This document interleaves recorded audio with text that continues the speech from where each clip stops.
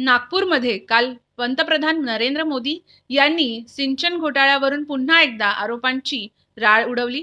शरद पवार यांनी या आरोपांना प्रत्युत्तर दिले आहे. सिंचन घोटाळ्यावरून मोदींनी पुन्हा आरोप केलेत का, असा सवाल करत जोरदार हल्लाबोल केला. मोदींनी यापूर्वी सध्या भोपाळच्या सभेत राष्ट्रवादी काँग्रेस पक्षावर सिंचन घोटाळा, राज्य सरकारी बँक घोटाळ्यावरून आरोप केले होते. त्याचे पुढे काय झाले, त्यांनी त्यावेळी कुणाचे नाव घेतले, असा खोचक सवाल त्यांनी विचारला.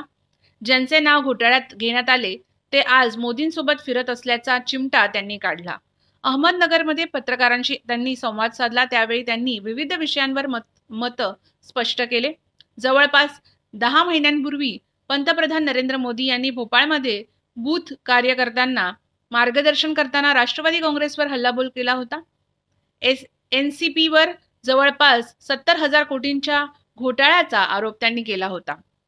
महाराष्ट्र राज्य सहकारी बँक घोटाळा, सिंचन घोटाळा, अवैध खोदकाम घोटाळा अशी ही यादी न थांबणारी असल्याचा हल्लाबोल पंतप्रधानांनी केला होता. या आरोपांनंतर काही दिवसातच राष्ट्रवादीत मोठी फूट पडली.